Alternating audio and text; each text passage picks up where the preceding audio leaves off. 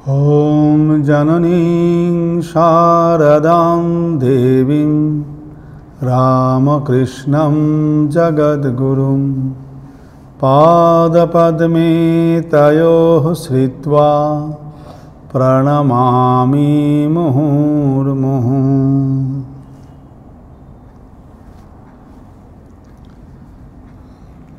আজকে আমরা আবার পুরনো দিনের সাধুদের কথায় ফিরে আসি। আজকে আমরা যে সাধুর কথা আলোচনা করব, মহারাজের নাম ছিল কালীপদ মহারাজ ডাকনাম, আর সন্ন্যাস নাম ছিল স্বামী শিবব্রতানন্দ। স্বামী শিবব্রতানন্দজি মহারাজ যেন ঠিক সত্যি শিবব্রতই ছিলেন, জ্ঞানী। এই কালীপদ মহারাজ বা শিবব্রতানন্দজি মহারাজ তিনি 1956 সালে বেলুড় মঠেই জয়েন করেন, আর তার মন্ত্র দীক্ষা তিনি পেয়েছিলেন শ্রীমৎ স্বামী শঙ্করানন্দজি মহারাজের কাছ থেকে, রামকৃষ্ণ মঠ ও মিশনের সপ্তম সংঘগুরু স্বামী শঙ্করানন্দজি মহারাজের কাছ থেকে। আর 1965 সালে তার সন্ন্যাস দীক্ষা হয়। সন্ন্যাস দীক্ষা পান শ্রীমৎ স্বামী মাধবানন্দজি মহারাজের কাছ থেকে। তো বেলুড় মঠে জয়েন করার পরে তিনি প্রায় 4 বছর তার গুরু অর্থাৎ স্বামী শঙ্করানন্দজি মহারাজের সেবার সুযোগ পান, তার সেবক হয়েছিলেন। এরপরে তিনি বেলুড় মঠে ভান্ডারেও কাজ করে, ভান্ডারিও ছিলেন বেশ কিছুদিন। এরপর প্রয়াগরাজ, পুরুলিয়া এবং শেষে মুম্বাই, এই কয়েকটি আশ্রমে তিনি সেবা করেছিলেন। মুম্বাই অনেক দিন ছিলেন, প্রায় 10 বছর।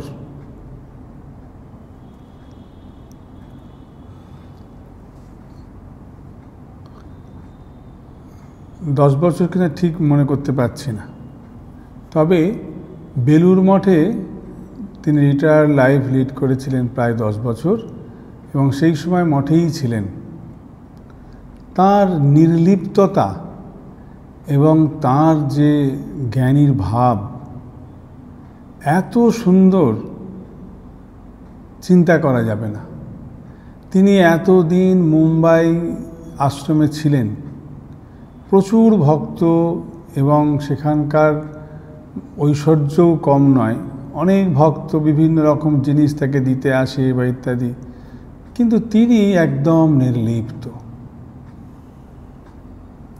তো যখন মহারাজ মুম্বাইয়ে ছিলেন সেই সময়েতেই আমি স্বামী প্রমেয়ানন্দজি মহারাজের সঙ্গে গিয়েছিলাম মুম্বাইয়ে, এবং তখন আমরা স্বামী প্রমেয়ানন্দজি, এই কালীপদ মহারাজ, আমি এবং আরেকজন ভক্ত ছিলেন, তারই গাড়ি করে আমরা মুম্বাই থেকে পুনে, তারপর নাসিক হয়ে মহাবালেশ্বর, স্বামীজি যেখানে গিয়েছিলেন মহাবালেশ্বর ইত্যাদি সেন্টার ঘুরে তারপরে আবার মুম্বাই এসে ফিরি। তা এই কয়েকটা দিন সব সময় মহারাজের সঙ্গেই আমরা ছিলাম, একসঙ্গেই ছিলাম। তো মহারাজ ছিলেন একদম চুপচাপ, হই হুল্লোড় কিছু নেই, ধীর স্থির শান্ত স্বভাব। আর তিনি ছিলেন বেদান্তের পণ্ডিত। তার এই বেদান্ত সম্বন্ধে কোথায় কি শ্লোক আছে মুখস্থ, যখনই কোনো কিছু একটু হতো সঙ্গে সঙ্গে তিনি বলতে শুরু করতেন। তো মহারাজ যখন বেদান্ত নিয়ে এমন আলোচনা করতেন, আর আমিও তখন ছোট, আমারও সেরকম প্রচুর প্রশ্ন, তো মহারাজকে গিয়ে প্রশ্ন করতাম, মহারাজ আপনি যে বলছেন সেই এক পরব্রহ্মই সত্য, আর সব আর কিছুই নাই। তারপরে এই যে আমরা সব ঠাকুরকে পুজো করছি, ঠাকুরকে নিয়ে আছি, এই সবগুলো কি তাহলে কোনো মূল্য নেই?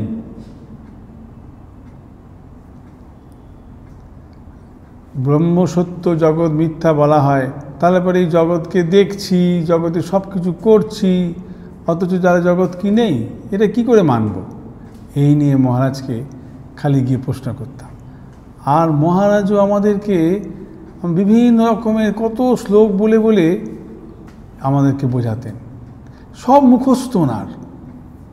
তো আমাকে একদিন একটি বই দিলেন, অপরোক্ষানুভূতি। তুমি এই বইটা আগে পড়ো, তুমি আগে এটা পড়ো, তারপরে কথা হবে। তা ওই মুম্বাইয়ে গিয়ে তার সঙ্গে ওই যে খুব ঘনিষ্ঠভাবে মেশা, ঘনিষ্ঠভাবে থাকা, এই সুযোগটা হয়েছিল। তখন ওনাকে খুব কাছ থেকে দেখেছি।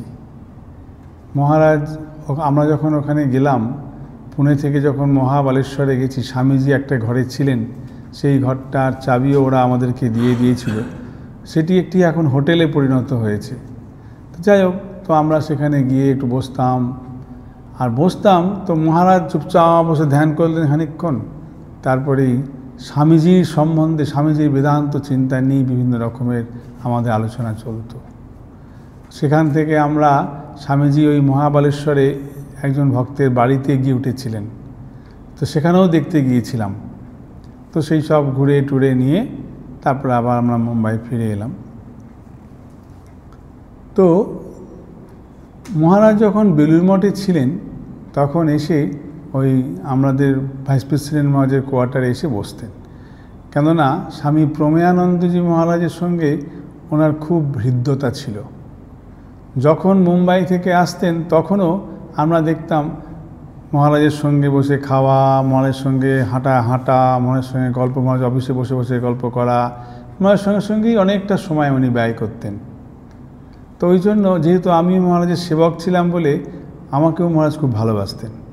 তো ওই জন্য ওনাকে এই প্রশ্ন করার সুযোগগুলো হয়ে উঠত। তো একদিন এরকম ভাব হয়েছে, প্রশ্ন করেছি, তিনি প্রশ্নের উত্তর দিচ্ছেন, আমিও প্রতি প্রশ্ন করছি, তিনিও প্রশ্নের উত্তর দিচ্ছেন। এই করে করে বেশ খানিকক্ষণ সময় চলে গেছে। তারপর তিনি বলছেন, দেখো, আমাদের ঠাকুর, মা, স্বামীজি যাই বলো, সব হলো সেই অদ্বৈতের মধ্যেই। দীক্ষার সময় যেমন গুরু বলে দিয়েছেন এক সচ্চিদানন্দ, ঠাকুর যেমন বলছেন, ঠাকুরের কথা মেতে প্রত্যেকটি পাতায় পাতায় অদ্বৈতের কথাই রয়েছে। অর্থাৎ সেই এক সচ্চিদানন্দই গুরু, এক সচ্চিদানন্দই তিনি এই সব রূপ ধারণ করে আছেন, এক সেই নারায়ণ সর্ববস্তুতে। এই সবগুলো কি? এক সত্যেরই তো কথা। অর্থাৎ যতক্ষণ সত্যকে ধরতে না পারছি, ততক্ষণ আমরা এই ঠাকুর, মা, স্বামীজি বা বিভিন্ন ধরনের দেবদেবী নিয়ে আমাদের থাকতে হচ্ছে, বুঝতে চেষ্টা করতে হচ্ছে। যেই সত্যে পৌঁছে যাব, তখন আর এগুলোর কোনো অস্তিত্ব থাকবে না। কারণ সেই এরা তো তাই। এইভাবে আমাকে খুব সুন্দরভাবে বুঝিয়ে দিতেন। আবার বলতেন যে, পড়নি যে এই যে কৃষ্ণকে এক ভক্ত বলছে, আচ্ছা ভগবান, আপনার কানের কুণ্ডল দুলছে না কেন? ভগবান বলছে, তুমি দোলালেই দুলবে। আপনার কই চোখের পলক পড়ছে না কেন? তুমি পলক ফেলালেই ফেলবে। অর্থাৎ সব কিছুর মূলই হলাম আমি। অর্থাৎ কীভাবে তাকে দেখছি। ভক্ত ভগবানকে জীবন্ত করে দেখে বলেই তার কাছে তার অস্তিত্ব এরকম। সেই যখন জ্ঞানী জ্ঞান লাভ করে, সে তখন তাকে সেই এক চরম সত্য, নির্গুণ নিরাকার পরব্রহ্মরূপে দেখে, তখন তাকে সেরকমভাবেই। তো এইভাবে মহারাজের সঙ্গে আমাদের মাঝে মাঝেই বিভিন্ন রকমের এই কথাবার্তা হতো। দেখতে অনেকটা তর্কের মতো মনে হতো বটে, কিন্তু উনি চুপচাপ শান্তভাবে বোঝাতেন। যখন কোনো কেউ এসে তাকে এই বেদান্তের কোনো বিষয় নিয়ে প্রশ্ন করত, তিনি খুব আনন্দ পেতেন, খুব আনন্দ পেতেন। তাকে সঙ্গে সঙ্গে নিজেই একটি বই দিতেন। প্রথমে হয়তো ওই অপরক সহানুভূতি দিলেন, তারপরেতে পঞ্চদশী দিলেন, এরকমভাবে উনি একটা করে বই দিতেন। আমাকেও ওইভাবে মহারাজ দিয়েছেন। আমি মহারাজ বললাম, মহারাজ আমি কিভাবে এগুলো পড়ব আপনি একটুখানি আমাকে পরস্পর বলে দিন, কার পর কোনটা পড়ব। মহারাজ এরকমভাবেই আমাকে বলে দিয়েছিলেন। তো আমরা দেখতাম মহারাজকে খুব একটা বেলুড় মঠে গিয়ে যে কোনো মন্দিরে গিয়ে চুপচাপ ঠাকুরের সামনে দাঁড়িয়ে আছেন বা আমার সামনে এরকমভাবে দেখতাম না। ওই সামনে দিয়ে যাচ্ছেন, ওখান থেকে ঠাকুরকে প্রণাম করলেন, ব্যাস। আর কোনোদিন মন্দিরে গিয়ে বসা বা ইত্যাদি সেরকমভাবে দেখতে পেতাম না। মায়ের মন্দিরের দিক দিয়ে যেতেন সব মন্দিরের সামনে দিয়ে যেতেন, গিয়ে ওই সামনে দাঁড়িয়েই প্রণাম করতেন। মায়ের মন্দিরেও ঠিক তাই, এরকমভাবে প্রণাম করে নিতেন। আর একভাবে একবারে শেষ পর্যন্ত উনি একভাবে এইভাবেই কাটালেন। শঙ্করানন্দজি মহারাজের সেবক ছিলেন। তো একবার জিজ্ঞেস করছি, মহারাজ শঙ্করানন্দজি মহারাজ তো আপনারা সেবা করেছেন, আমরা শুনেছি শঙ্করানন্দজি মহারাজ তার যাদের দীক্ষা হয়েছে তার কাছে, তাদের কাউকেই তিনি নাকি জপার জন্য মালা দেননি। তো মহারাজ আপনি তো সেবক ছিলেন, তো আপনি তো দেখেছেন কাউকে কি দিয়েছেন মহারাজ? উনি বললেন, আমি তো যতদিন ছিলাম তার মধ্যে কাউকে দেখিনি দিতে। ওনার নিজেরও মালা ছিল না। শঙ্করানন্দজি মহারাজ এই জপের মালা কাউকেই দেননি। আমাদের প্রমেয়ানন্দজি মহারাজও ছিলেন শঙ্করানন্দজি মহারাজের দীক্ষিত, তারও জপের মালা ছিল না। প্রভানন্দজি মহারাজও শঙ্করানন্দজির দীক্ষিত, কিন্তু তার জপের মালা না থাকলেও পরে প্রভু মহারাজ তাকে দিয়েছিলেন, সেটি অন্য কারণে। যাই হোক, তারপরে মহারাজকে জিজ্ঞেস করতাম, মহারাজ তো খুব গম্ভীর ছিলেন, তাহলে আপনি যখন সেবা করতেন মহারাজ কী করে মহারাজ আপনার ভয় লাগতো না বা সেরকম? বলুন, না ভয়ের কী, ভয় তো কিছু নেই। মহারাজের নিজের মতন থাকতেন, আমরা মহারাজের যেমন দরকার যেমন যা করার করতাম। তিনি মাঝে মাঝে শঙ্করানন্দজি গল্পও বলতেন, বলছেন যে তিনি সব সময়তে একটা বিভোর হয়ে থাকতেন।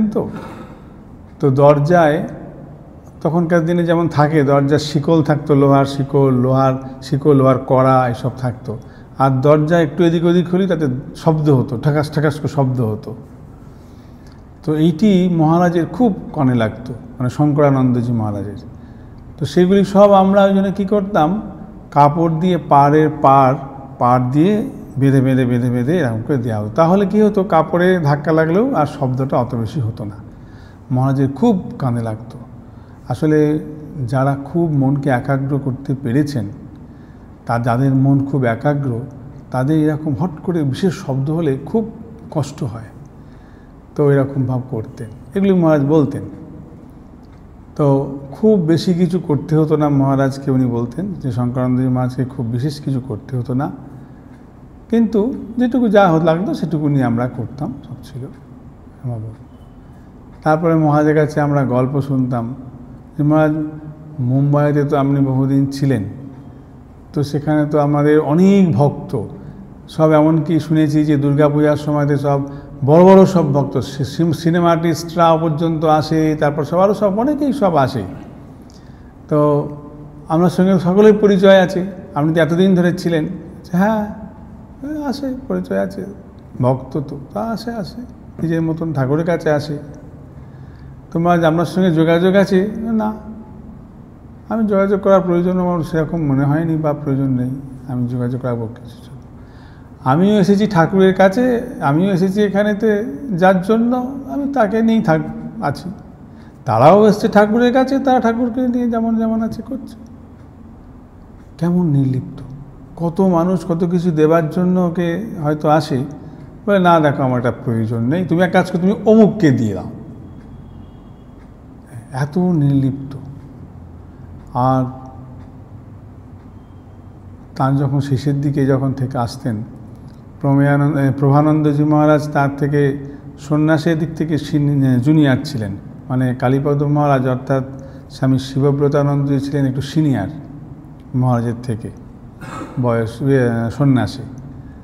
তো যখন বিশেষ দিনে প্রণামাদি চলতো, আমাদের ভাইস প্রেসিডেন্ট মহারাজ, প্রেসিডেন্ট মহারাজের প্রণাম চলে তো বিশেষ দিনে মঠে, তো মহারাজ যখন প্রণামে বসতেন, তো যখনই কালীপদ মহারাজ আসতেন, উনি সামনের দিক দিয়ে না এসে পেছন দিক দিয়ে আসতেন, পেছনের দরজাটা দিয়ে। কেন না, সামনের দিক দিয়ে আসলেই মহারাজ উঠে দাঁড়িয়ে এখন তাকে প্রণাম করবে। একই তো প্রভানন্দজি মহারাজকে প্রণামের জন্য সব সারি দিয়ে দাঁড়িয়ে আছে, আর সেই সময় মহারাজ যদি আবার উঠে আবার মহারাজকে প্রণাম করবেন, ওখানেতে যাবে। সেই জন্যে উনি কী করতেন, পেছন দিক দিয়ে আসতেন, এসে বলুন মহারাজ ঠিক আছে তাহলে। আর মহারাজও ছাড়তেন না, মহারাজও সঙ্গে সঙ্গে তাকে প্রণাম করে, হ্যাঁ মহারাজ কালীপদ মহারাজ ভালো আছেন আপনি, কথা বললেন। তারপর আবার গিয়ে আমাদের ঘরে গিয়ে বসতেন। আমাদের ঘরটা ছিল তার খুব প্রিয় জায়গা, কেননা ওইখানে প্রমেয়ানন্দজি যখন ছিলেন তখনও উনি এসে বসতেন, যখন প্রভানন্দজি ছিলেন তখনও উনি এসে বসতেন। আর আমাদের বিভিন্ন রকমের সব আলোচনা চলতো। আমি একটা খোঁচা দিয়ে দিতাম, আর মহারাজ ওদের শুরু করলেন তখন তার এই বেদান্তিক, আর এত তার বেদান্তের উপরে এত ডিপ নলেজ, সমস্ত মুখস্থ থাকতো। আমি মাঝে মাঝে ভাবতাম যে যেই মহারাজ বলবেন আমি খাতায় লিখে নেব। যেই মহারাজ একটা শ্লোক বললেন, মহারাজ এটা কথা থেকে বললেন, দুটো একটা রকম লিখে নিয়েছি। দেখছি ও বাবা, লিখে তো শেষ করা যাবে না, তার সব মুখস্থ। আমি বললাম মহারাজ আপনি এগুলো কী করে মুখস্থ করলেন? এই বারবার বারবার এসব মনে মনে করতে করতেই মুখস্থ হয়ে যায়, তুমিও করো তোমারও মুখস্থ হয়ে যাবে, এইরকম ভাব। আর উনি কোনো কিছুতে নেই, যখন কোনো কিছু হয়তো কোনো বাইরে কোনো কিছু খবর টবর নিয়ে আলোচনা ইত্যাদি বলতেন, সঙ্গে সঙ্গে ঠিক সেখান থেকে ঘুরিয়ে নিয়ে এসে এই অদ্বৈততে ফেলে দেবেন, দিয়ে তারপর সেই এক পরব্রহ্ম ইত্যাদি এই নিয়েই চলবে তার। মহারাজ ওই নিজের মতন সকালবেলা উঠেই বেরোতেন, হাঁটতে হাঁটতে হাঁটতে সব মন্দিরগুলো ঘুরে এর সঙ্গে দেখা টাকা করে তারপর আবার ঘরে গিয়ে বসতেন। তারপরে নিজের পড়াশোনা নিয়েই থাকতেন। তো একদিন একজন ভক্ত এসে আমাকে কিছু প্রশ্ন করছে তার এই অদ্বৈত বেদান্ত সম্বন্ধে। তো তখন ওই মহারাজের কাছে আছি, স্বামী প্রভানন্দজি মহারাজের কাছে আছি। তো তাকে বোঝাতে বোঝাতে আমার তো যতটুকুনি জ্ঞান, আমার বোঝাতে বোঝাতে সে তো বুঝতে পারছে না, অতটা ভালো করে বোঝাতেও পারছি না। আর ইতিমধ্যে কালীপদ মহারাজ সেখান দিয়ে আসছেন, সঙ্গে সঙ্গে মহারাজ এই যে ইনি জানতে চাইছেন, ওনার কিছু প্রশ্ন আছে, আপনি একটু শুনুন বলে ওনাকে ভিড়িয়ে দেওয়া হয়েছে। ব্যাস, এইবার কালীপদ মহারাজের সঙ্গে তার কথা হতে হতে তারপর হাঁটতে হাঁটতে হাঁটতে হাঁটতে তখন উনি আরোগ্য ভবনে থাকেন, উনি আর হাঁটতে হাঁটতে আরোগ্য ভবনেও গেছেন, সেখানে বসে বসেও চলেছে। তারপর আমার কাছে দুদিন পরে ওই ভক্ত আবার এসেছেন, তখন জিজ্ঞেস করলাম কি আপনার প্রশ্নের উত্তর পেয়েছেন তো? বলছে মহারাজের দারুণ খুব সুন্দর করে বুঝিয়েছেন এবং আমাকে দুটি বই পড়তে দিয়েছেন, পড়া হয়ে গেলে আপনার কাছে ফেরত দিয়ে যেতে বলেছেন। আমি বেশ, তো পড়ুন তাহলে, খুব ভালো, ওই মহারাজের সঙ্গে যোগাযোগ রাখবেন তাহলেই হবে। তো এরকম মহারাজ যদি দেখতেন যে কারোর ইন্টারেস্ট রয়েছে, কারোর এই অদ্বৈতের প্রতি খুব ভালোবাসা রয়েছে, জানতে চায়, তো উনি তাকে ওই বইটই নিজে কিনে হলেও দিতেন বা নিজের বইও দিতেন, আর নিজে বোঝাতেন। যা প্রশ্ন থাকতো তিনি ঘন্টার পর ঘন্টা হলেও বসে বসে তাকে সেটাকে নিয়ে পরিষ্কার করে দিতেন। তো ওই মহারাজের কাছে আমাদেরও ওরকমভাবে বসে বসে এইগুলি শোনার সৌভাগ্য হয়েছিল। সারাটি জীবন তিনি এইভাবে এই বেদান্ত চর্চায় আর নিষ্ঠা সহকারেতে সাধু জীবনযাপন করে গেলেন। একটু তার সম্বন্ধে কোনো কথা বলার মতন কারণ নেই, কেউ নেই। তিনি একবারে তার জীবন এত সুন্দর জীবন, সমস্ত কিছুর মধ্যে নির্লিপ্ততা, কম ভাষী, সব সময়তে তার ওই শাস্ত্র কথাই রয়েছে, অন্য কোনো কথা নিয়ে ঝামেলা তার কোনো কথা নেই। সকলের সঙ্গে কথা বলেন, অথচ কোনো সময়তেই তার ডগমেটিজম নেই যে ও ভক্ত, ও ভক্তি নিয়ে আছে বলে যে ও খারাপ, এমন কথা কখনো নেই। ঠিক আছে, ওর মতন আছে, ভালোই তো, একই দিকেই যাচ্ছে। যদি শ্রীরামকৃষ্ণকে যারা সঙ্গে নেবে, যারা শ্রীরামকৃষ্ণের সঙ্গে থাকবে, তারা সবগুলোকে একসঙ্গে নিয়েই থাকবে। তাদের কখনো এমন মনে হবে না যে ও ভক্তি নিয়ে আছে মানে একটু ছোট, এ জ্ঞান নিয়ে আছে বলে বড়, এর ইন্টেলেক্ট অনেক বেশি, এরকম কখনো তার মনে হবে না। এক সত্যকেই বিভিন্ন পদ দিয়ে উনি এত সুন্দরভাবে বলতেন। তো এইভাবে তিনি আরোগ্য ভবনে ছিলেন শেষ 94 বছর বয়সে। ডিসেম্বর মাসে এই 2021 সালের 13ই ডিসেম্বর তিনি তার এই স্থূল শরীর ত্যাগ করে শ্রীরামকৃষ্ণের সঙ্গে মিলিত হলেন। তার শেষের দিকে যেমন হয় ডায়াবেটিস, হাইপারটেনশন এবং কিছু কিডনির সমস্যা এসব ছিল। তো তিনি যখন চুপচাপ, কখনো একদম কাঁদরাতেও তাকে দেখা যায়নি। যদি বলা হতো মহারাজ আপনার শরীরটা একটু খারাপ আছে জানা কি, দেখো শরীর নিয়ে বেশি চিন্তা করো না, মাতামাতি করো না। শরীর শরীরের মতন আছে, মন মনের মতন আছে, আমি আমার মতো আছি। এই কখনো এই যে শরীর খারাপ বলে আমার যে কী কষ্ট হচ্ছে বা ওইখানটা হচ্ছে অমুক হচ্ছে কী করা যায়, ডাক্তার দেখছে কিন্তু কিছু হচ্ছে না কেন, কোনো রকম কিচ্ছু নেই, একদম ধীর স্থির শান্ত। বরঞ্চ যখন হসপিটালে ভর্তি করা হলো তার মনে হয়েছিল যে আর এইসব করে কি হবে, শুধুমাত্র খরচা, এত খরচা করে এসব করে কি হবে, শরীর তো যাবেই, এই তো শরীর তো এরকমভাবেই এর একটা সময় যাবেই। এত তার নিজের এইগুলোর উপর কনভিকশন ছিল। তো এই মানুষটিকে হারানোর পর আমাদের ওই যে একটা জায়গা তার বেদান্ত সম্বন্ধে আলোচনা করা বা বিভিন্ন রকম প্রশ্ন করা, বা কত ভক্তদেরও, শুধু যে সাধুদের তা নয়, অনেক ভক্ত ছিল তার কাছে এরকমভাবে পড়াশোনা করত। মানে তারা বিভিন্ন রকমভাবে তার কাছে বিভিন্ন সমস্যার বিভিন্ন প্রশ্নের উত্তর তার কাছে খুঁজে পেতেন। অনেকেই ছিল এরকম ভাব। তারা যেহেতু তিনি এই অদ্বৈত সম্বন্ধে এত বেশি জানতেন বলে এই অদ্বৈতীর ছাত্র যারা, তাদের সঙ্গে মহারাজের বেশি সম্পর্ক ছিল। মাঝে মাঝেই ফোন করে মহারাজের কথা বলছে। আমি একদিন দেখছি মহারাজের সঙ্গে কথা বলছি কতক্ষণ ধরে বলে যাচ্ছেন। বলছে মহারাজ কে ফোন করেছিল? বলে ওই আমাদের একটি ছেলে, ভক্ত ছেলে, তার এই অদ্বৈত ওই একটা কথা ছিল, প্রশ্ন ছিল সেই নিয়ে। তো তার এই ভক্ত বলতে এরাই। এই এত সুন্দর জীবন আমাদের সাধুদের মধ্যে দেখতে পাওয়া যায়। আরও কত সাধু রয়েছেন, তাদের কি সুন্দর জীবন। এই জীবনগুলো আমাদেরকে যদি এগিয়ে নিয়ে যায়, আমাদেরকে যদি ইন্সপায়ার করে, তবেই এর সার্থকতা। আজ এই পর্যন্ত। ওম শান্তি শান্তি শান্তি। হরি ওম তৎসৎ। শ্রীরামকৃষ্ণার্পণমস্তু।